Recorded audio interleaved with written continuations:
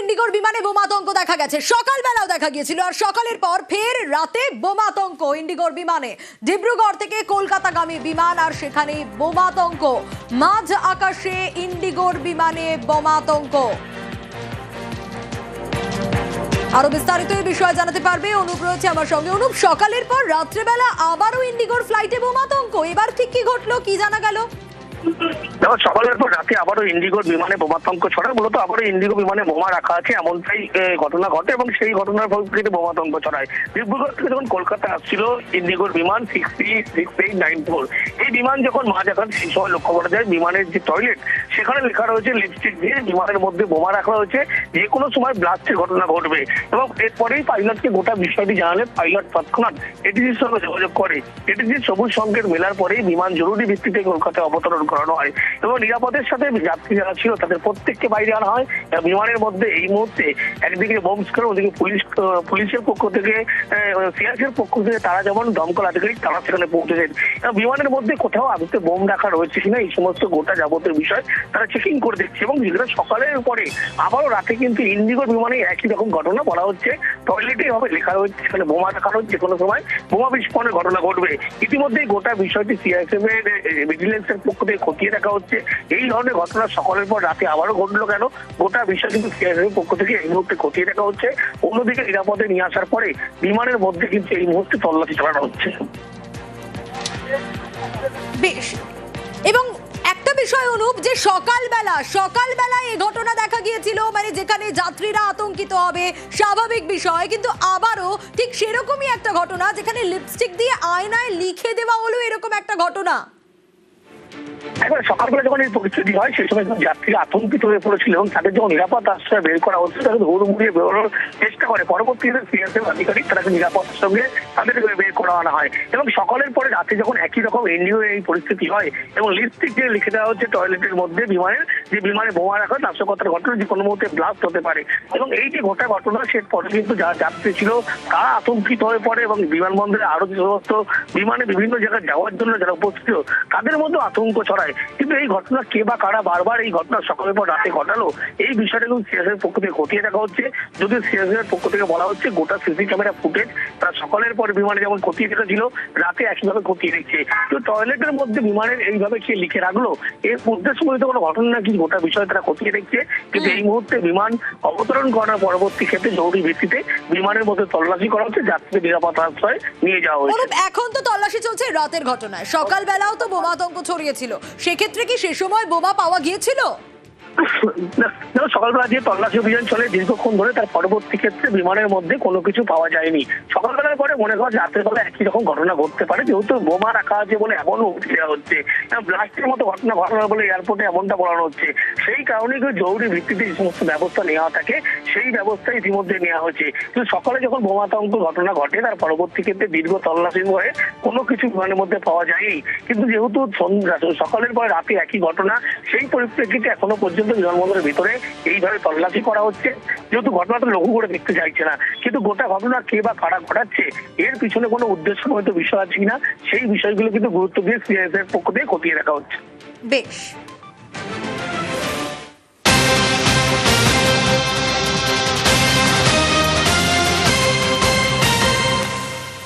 আর কলকাতায় বিমানে শ্লীলতাহানির অভিযোগ।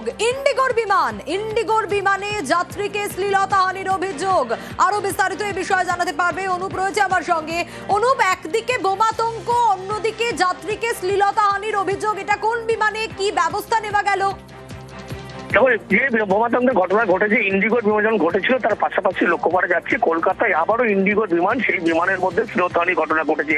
মূলত কলকাতা বিমানবন্দরে শ্লীলতাহানির যে ঘটনা, যখন এক যাত্রী মোহাম্মদ আব্দুর রহমান বিহারের বাসিন্দা হানই থেকে যখন কলকাতায় বিমানবন্দরে আসছিলেন ওই ইন্ডিগোর বিমানে, সেই সময় বিমান যখন অবতরণ করার মুহূর্তের আগে সেই সময় পাশেরই এক যাত্রী মহিলা যাত্রীর সঙ্গে অভব্য আচরণ করে তার গায়ে হাত দেয়, শ্লীলতাহানি করে বলে এমন অভিযোগ। এর পরবর্তী ক্ষেত্রে সেই মহিলা যাত্রী তিনি তৎক্ষণাৎ বাদ সিআইএসএফ এর কাছে লিখিত অভিযোগ দায়ের করে। সেই অভিযোগের ভিত্তিতে সিআইএসএফ এর পক্ষ থেকে আব্দুর রহমান বিহারের বাসিন্দা তাকে আটক করা হয়। পরবর্তী ক্ষেত্রে এনএসটিভি থানার দ্বারা তুলে দেওয়া হয়েছে, গ্রেপ্তার করা হয়েছে, আজকে আদালতে পেশ করা হয়েছে। এই যে গোটা ঘটনা, সকালে যেমন দেখা গেল বোমাতঙ্কের ঘটনা ইন্ডিগো ফ্লাইটে, রাতের বেলা একই ঘটনা, আবার এই ইন্ডিগো ফ্লাইটে কিন্তু শ্লীলতাহানির ঘটনা গতকাল রাতে ঘটেছিল। যেই পরিপ্রেক্ষিতে পুলিশের পক্ষ থেকে তাকে গ্রেপ্তার করা হয়েছে এবং এই যে গোটা ঘটনা, সেই ঘটনার পরবর্তী ক্ষেত্রে পুলিশের পক্ষ থেকে এই আব্দুর রহমান তাকে শ্লীলতাহানির অভিযোগে কিন্তু ইতিমধ্যে গ্রেপ্তার করে আজকে আদালতেও পেশ করা হয়েছে। বেশ, आपका नाम है अब्दुल रहमान, तो क्या नाम है? পরিযায়ী শ্রমিকের অস্বাভাবিক মৃত্যুর অভিযোগ। গুজরাটে বাংলার মহিলা পরিযায়ীর মৃত্যুর খবর পাওয়া যাচ্ছে। আহমেদাবাদে রেস্তোরাঁয় কর্মী ছিলেন সোনামণি বৈরাগ্য আর পূর্ব বর্ধমানের নাদনঘাটে এই পরিযায়ী শ্রমিকের বাড়ি। আরো বিস্তারিত এই বিষয়ে জানাতে পারবে, তবে তার আগে আরো একবার জানাবো, পরিযায়ী শ্রমিকের অস্বাভাবিক মৃত্যুর খবর পাওয়া যাচ্ছে। গুজরাটে বাংলার মহিলা পরিযায়ীর মৃত্যু। আহমেদাবাদে এক রেস্তোরাঁয় তিনি কর্মী ছিলেন, নাম তার সোনামণি বৈরাগ্য। পূর্ব বর্ধমানের নাদন ঘাটে পরিযায়ী শ্রমিকের বাড়ি আর রেস্তোরাঁ থেকে ঝুলন্ত দেহ উদ্ধার পরিযায়ী। সোনামণি বৈরাগ্যকে খুনের অভিযোগ পরিবারের। কি কারণে মৃত্যু, তদন্তে পুলিশ। কোথায় কাজে গেছিল আপনার? ও গিয়েছিল আহমেদাবাদে কাজে। গুজরাটে কি কাজে?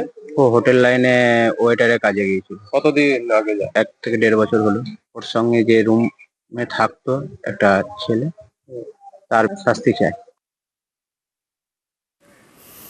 আর এবার নজর রাখবো, এসআইআর এ আপাতত বাদ যাচ্ছে 64 লক্ষ ভোটারের নাম। এখনো স্ক্রুটিনির কাজ চলছে। কমিশন মনে করছে নামবাদের সংখ্যাটা আরো বাড়বে। 28শে ফেব্রুয়ারি চূড়ান্ত ভোটার তালিকা প্রকাশ।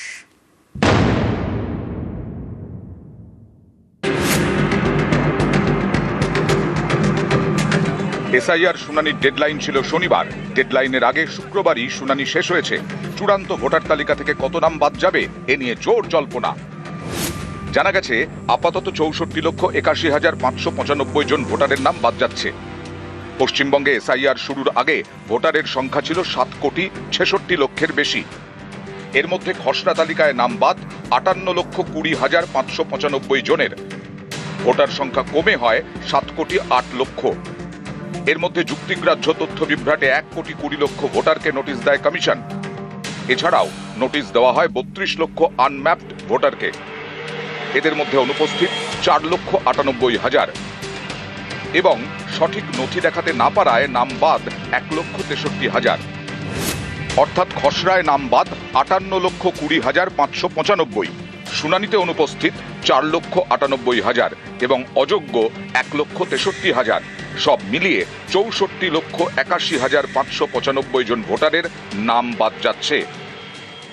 যার নাম খসড়া তালিকা মধ্যে ছিল আর সাপোজ ফাইনাল লিস্ট মধ্যে নেই, প্রত্যেক নাম বাদ হবে, একটা অর্ডার পাবেন।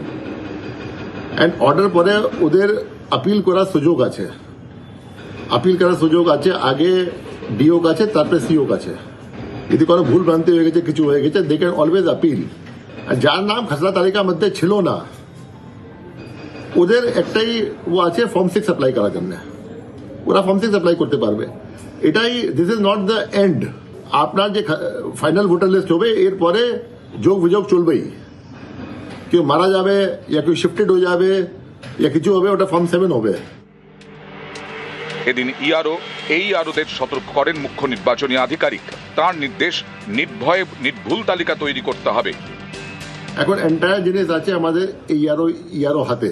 যেখানে কোনো যে ভোটার আছে, এলিজিবল আছে, ও বাদ যাবে না। কোনো ভোটার যেটা ইনএলিজিবল আছে, ঢুকবে না লিস্ট মধ্যে। তো আমাদের এক্সারসাইজ চললো। এখন ফাইনাল ডিসিশন মেকিং স্টেজে যেটা আছে, এরা সব পেপার দেখে, তথ্য দেখে, rather than going on any emotions and all, dispose করুক। অ্যান্ড আমরা চাই কি 28 তারিখে এটা neat and clean electoral roll যেটা আছে, আমরা বলতে পারবো কি পশ্চিমবঙ্গে electoral roll is one of the best in the country. SIR এর স্ক্রুটিনি এখনো বাকি।